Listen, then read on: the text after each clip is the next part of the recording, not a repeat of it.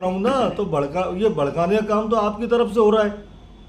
तोप आपने चलाई, 8 से 10 हजार लोगों को इकट्ठा करके पहुंचने पर चढ़ाई करने का काम आपने किया। दो लोग मर गए, कैजुअल्टियां हुई। विधायक रामकेश मीणा ने आप पर आरोप लगाए हैं। क्या आप आरोपों की राजनीति कर रहे हैं या इसमें सच्चाई क्या है? क्या सच में पांचना बांध के पानी को लेकर राजनीति हो रही है या सिर्फ किसानों के हक की लड़ाई है? आप पे आरोप लगा रहे हैं कि आप भड़काने का काम करते हो। हाँ, मैं वही कहना, आपने लड़ाने का काम किया।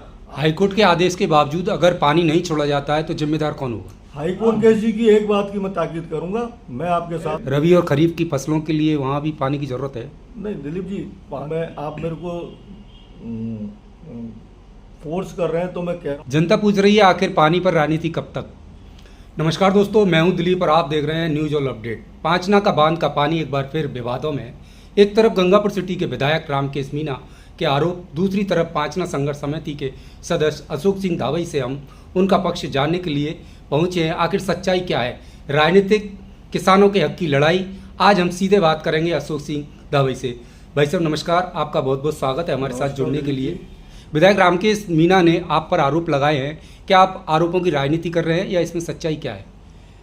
दिलीप जी नमस्कार, आपके माध्यम से देखिए, पांचने का जो मामला है ना जी, ये 2006 से चल रहा है जी, और अभी माननीय उच्च न्यायालय ने जो टिप्पणी की है किसानों के हित में, जी, हम स्वागत करते हैं माननीय न्यायालय का। और इस मामले में न्यायालय की टिप्पणी के बाद कम से कम हमको राजनीतिक रोटी नहीं सेकनी चाहिए। जी, लेकिन फिर भी रामकेश जी ने डायरेक्ट मेरे ऊपर आरोप लगाए हैं विभिन्न प्रकार के। मैं माननीय रामकेश जी को आपके माध्यम से आवाम को बताना चाहूँगा कि पांचने का जो मामला है ना, ये 2006 से चल रहा है। और उस समय रामकेश जी तो पिक्चर में भी नहीं थे जब हमने उस समय तत्कालीन वसुंधरा जी की सरकार थी 2003 से 8 के बीच में। 2005 में हमने इस मांग को रखा था कि साहब हमारे खेतों में पानी नहीं है, ट्यूबवेल सूख गए, कुएं सूख गए, हमको पानी मिलना चाहिए। और उस समय सिंचाई मंत्री तत्कालीन सांवरलाल जाट साहब के पास जब हम गए तो उन्होंने हमको डांट के भगा दिया, बोले ऐसे कोई पानी मिलता है क्या? पानी तो हमेशा डाउन स्ट्रीम में जाता है, अपर स्ट्रीम में ऐसे तुमको कैसे दे देंगे?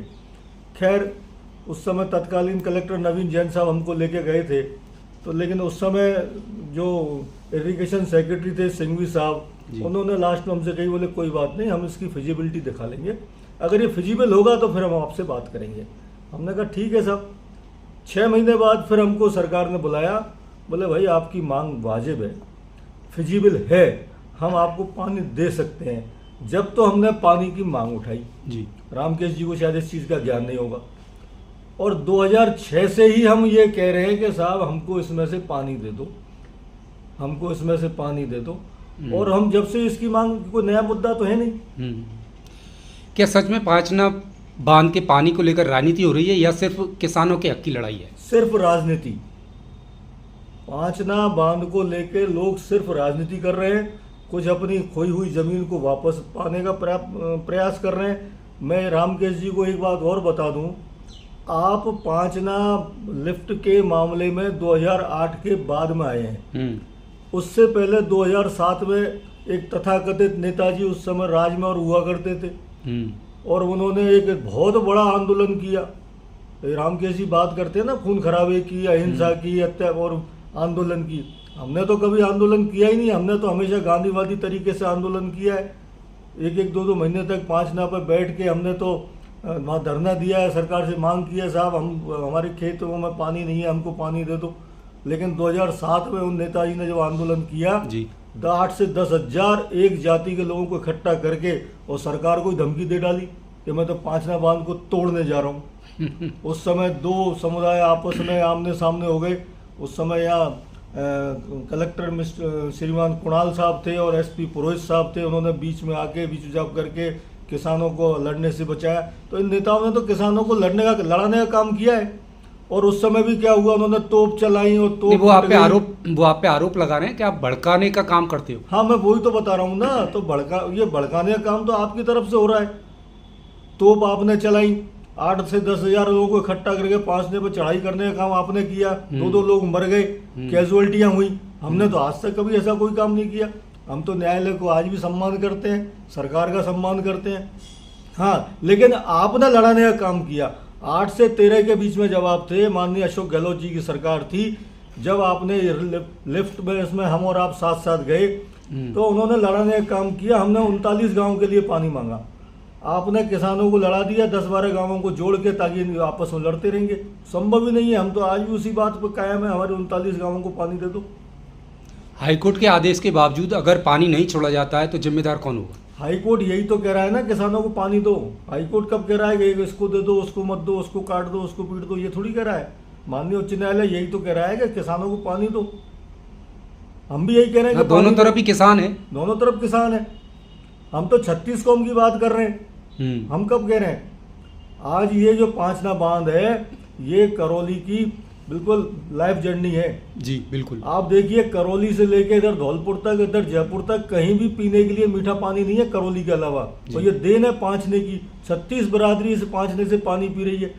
अच्छा, आपने कभी इस मुद्दे को लेकर सरकार या प्रशासन से कोई मांग की या लिखित शिकायत रखी कभी? बिल्कुल साहब, हम लगातार बातचीत कर रहे हैं। अभी भी देखो आप, 2022 में डिविजनल कमिश्नर साहब के साथ मीटिंग हुई थी यहीं करौली के कलेक्ट्रेट सभागार में। उस समय हमने इसकी खामियां गिनाई, ये सारी बातें उठी, और ये जो नहरें बनाई हैं, नहरों की शिकायत की, जांच कमेटी गई, जांच करके लाई, इन अधिकारी कर्मचारियों को दोषी पाया गया, सरकार ने उनके खिलाफ कोई कार्रवाई नहीं की। इरिगेशन डिपार्टमेंट ने गवर्नमेंट को जो प्रपोजल भेजे कि साहब इस लिफ्ट को जो है एक्सटेंड करना चाहिए, इसमें कुछ गांवों को और जोड़ना चाहिए, उस समय की अशोक गहलोत सरकार ने वो भी निरस्त कर दिया। अब हमारी सरकार ने उस काम के लिए 50 करोड़ रुपए दिए। हाँ, वो कह रहे हैं कि अगर कोई बात है तो चलिए दोनों मिलके बात करते हैं। रामकेश जी की एक बात की मैं ताकीद करूंगा, मैं आपके साथ हूँ। जिस बात के लिए हम 2006 से ही कहते आ रहे हैं कि चंबल का पानी इसमें लाओ और सारे किसानों को पानी दो, मैं रामकेश जी को धन्यवाद दूंगा, उन्होंने ये मांग उठाई है। इसका हम तो चाहते हैं चंबल का पानी आ जाएगा तो ये 50, 60, 70 गांव नहीं, आप भरतपुर तक पानी ले जाओ, सारे किसान लाभान्वित होंगे।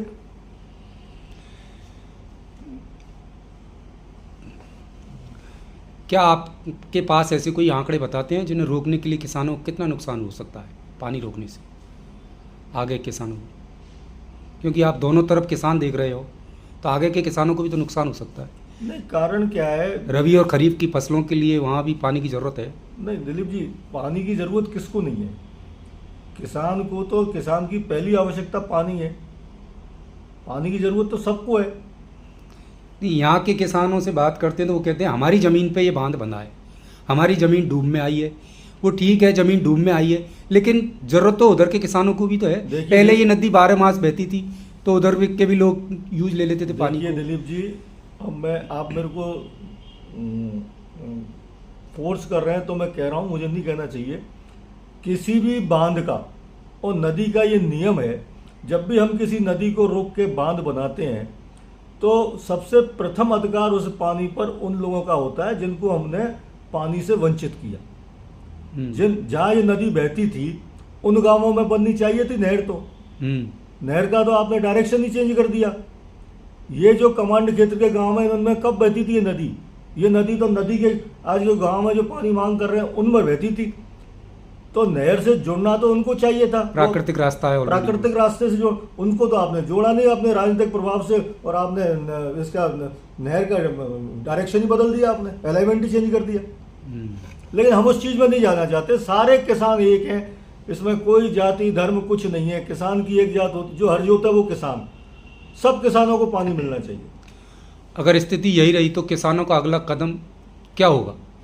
नहीं, हमारा तो कोई कदम ही नहीं है। नहीं, अगर हाई कोर्ट के आदेश अनुसार पानी छोड़ा जाता है, अरे प्रशासन ताकत लगाता है अपनी, हम मना कब कर रहे हैं साहब? गांवों में जाके लोगों की राय हम कब मना कर रहे हैं साहब? 39 गांव हमारे और उसके अलावा और जितने भी गांव है वो सबको पानी दो, सबको। हम अहिंसावादी कोई बात आज तक ना तो की ना हम करेंगे। हम तो गांधीवादी तरीके के लोग हैं, हमको तो पानी चाहिए। हम तो सरकार से आज भी मांग यही कर रहे हैं।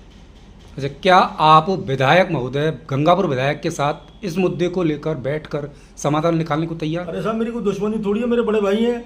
आप जिसके साथ कहो उसके साथ बैठ लें हम तो। जनता पूछ रही है आखिर पानी पर राजनीति कब तक? आपका जवाब क्या है? अगर आपको सीधे मुख्यमंत्री से बात करने का मौका मिले तो आप क्या मांग रखेंगे? मैं तो एक ही मांग रखूंगा कि साहब सारे पक्षों को पानी दो, यहाँ से लेके भरतपुर तक के किसानों को पानी दो, चंबल का पानी इसमें लाओ। और चंबल का पानी लाने के लिए कुछ नहीं करना, मैंने पहले भी सुझाव दिया था। आप चंबल से उठाओ, लांगरे पर डाल दो, मात्र 10 किलोमीटर की दूरी पर, वहाँ से नदी के रास्ते से पानी पांचनाम आ जाएगा। ठीक, धन्यवाद भाई साहब।